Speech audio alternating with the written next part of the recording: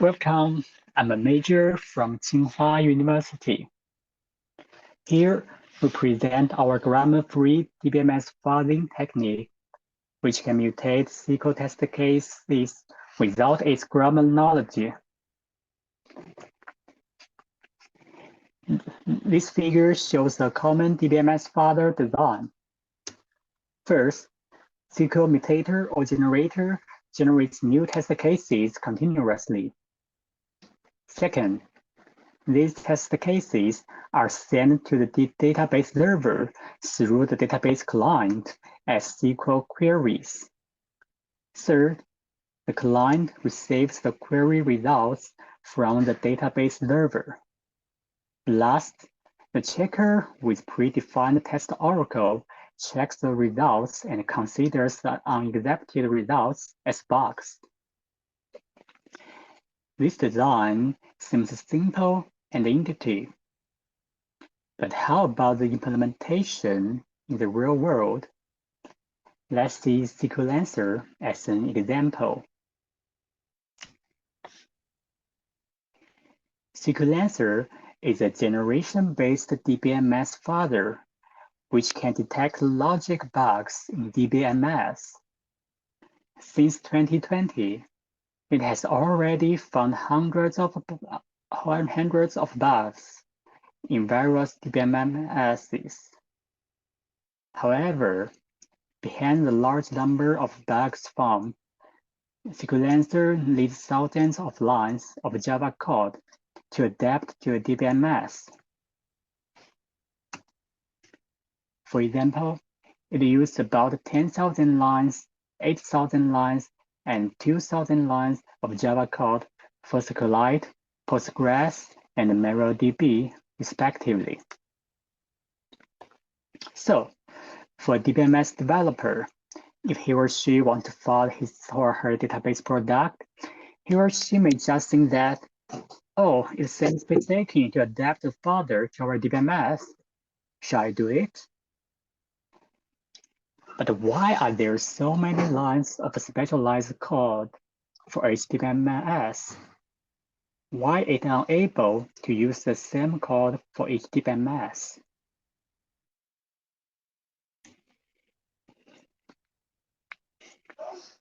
The reason is the huge differences between the SQL grammars of different DBMSs. Here we show a create trigger example.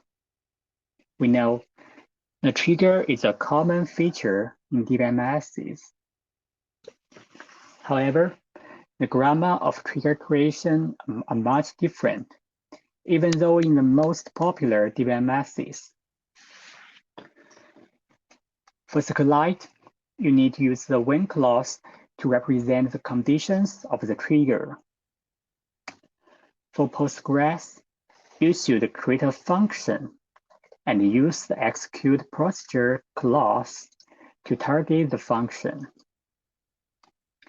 While for MariaDB, you will use the if-then clause. Look at these differences in such a common feature.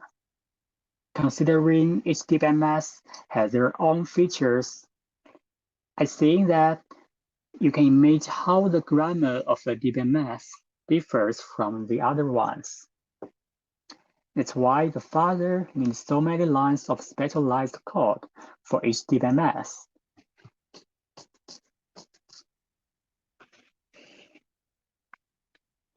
Then we have an idea. Can we construct a grammar-free SQL mutator? If a mutator can work on mutating SQL test cases without the grammar knowledge, there is no need to write extra code for DBMS's grammar, isn't it? Without grammar SQL mutators, the DBMS developer may be nervous to write the SQL mutator or generator for the fuzzer.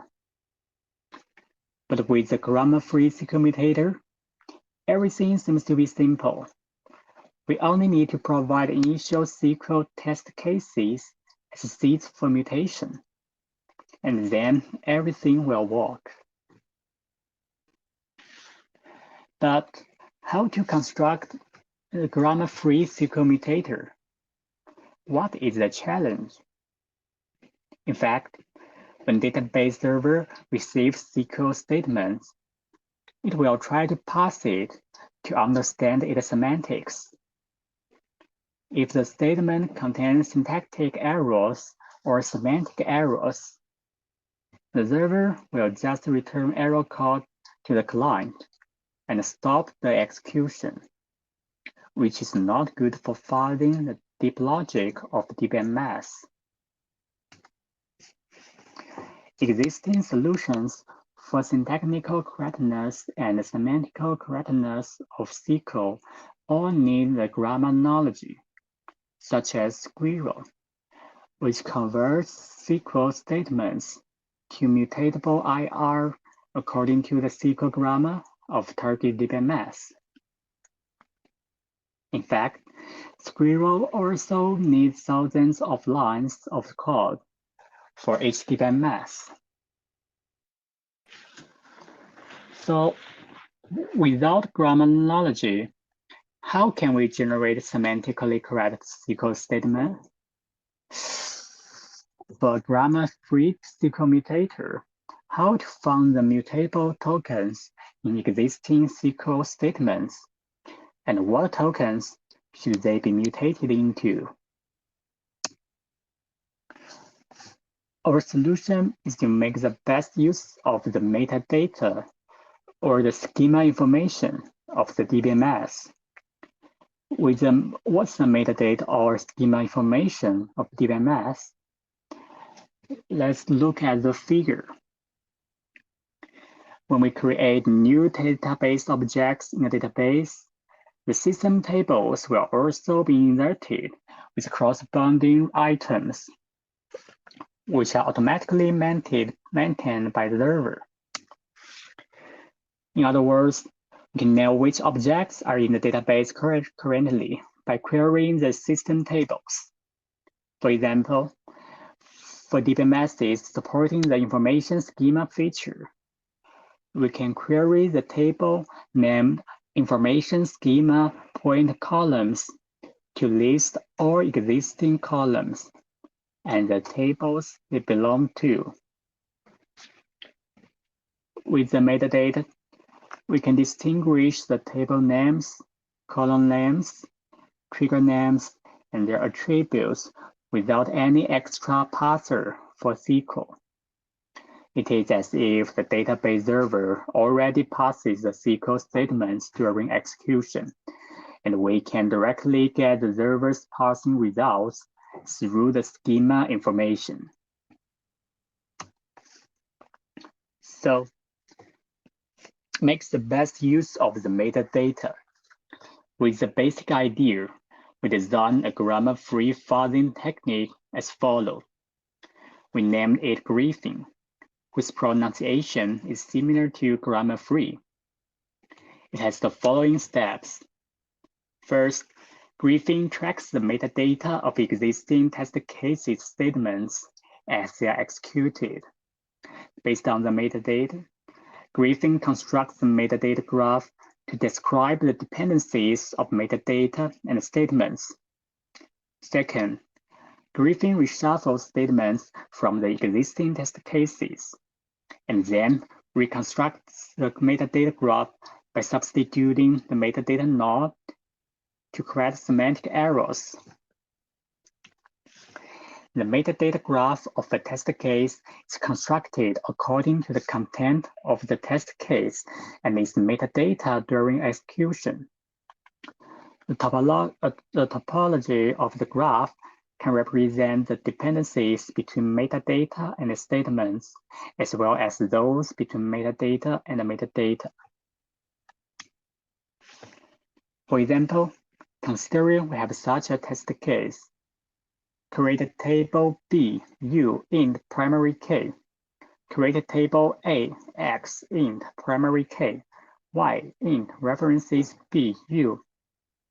Let us see how its metadata graph is constructed. After the first statement S1 executed, the table B and its column U will appear in the database, which can be identified through meta queries. So we can add an edge from S1 to B and an edge from S1 to U, representing that objects B and U are created by the statement S1. For the second statement S2, because of its plain text contains B and U, we can determine that its execution depends on the object B and U. So we will add the edges from B, U to S2. After its execution, the table named A and its column named XY will appear in the database. So we add the edges from S2 to A, X, and Y, and also add the edges from A to X and Y. Now, the construction of the metadata graph of the test case is finished. With the metadata graph, how does Griffin mutate the test cases? Considering we have such two test cases with their metadata graphs constructed already. First, we reshuffle the statements and get an intermediate test case, and the graph below is its current metadata graph, which is constructed according to the graphs of the two original test cases.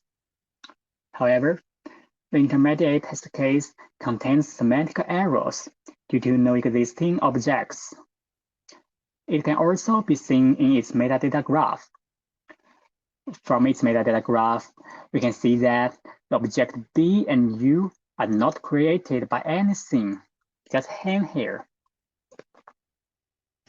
So, to correct the error, Griffin will substitute BU with AX respectively in the metadata graph, along with the token BU in the third statement replaced by A and X respectively.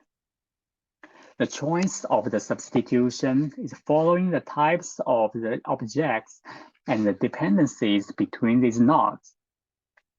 With these steps, Griffin mutates existing SQL test cases into a new test case with semantical correctness.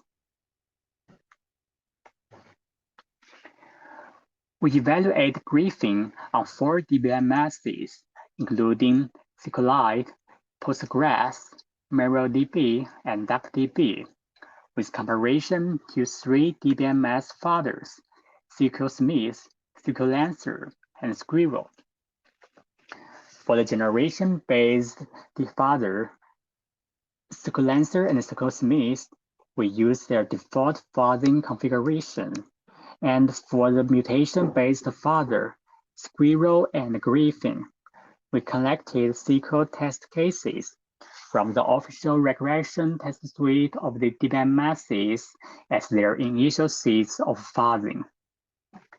The results shows that Griffin achieved highest branch coverage. For bug finding, Griffin found 55 previously unknown bugs from these 4 DBMS in total, and 13 of them are assigned with CVEs. Here is a case study, the POC of a bug in SQLite. The test case triggering the bug is mutated from 3 test cases for primary key testing in SQLite test suite. The test case is generated by the metadata guided mutation of Griffin. It needn't parse the test case or construct its AST. It's grammar-free. So, in conclusion, Griffin is a grammar-free mutation-based DBMS father. It tracks the metadata of the statements in built-in SQL test cases as they are executed, and constructs the metadata graph to describe the dependencies of metadata and statements interactively. Based on the graphs, it reshuffles statements and employs metadata-guided substitution to correct semantic errors. It outperformed other DBMS fathers in terms of branch coverage. It found 55 previously unknown bugs in total. That's all. Thank you for listening. Any questions?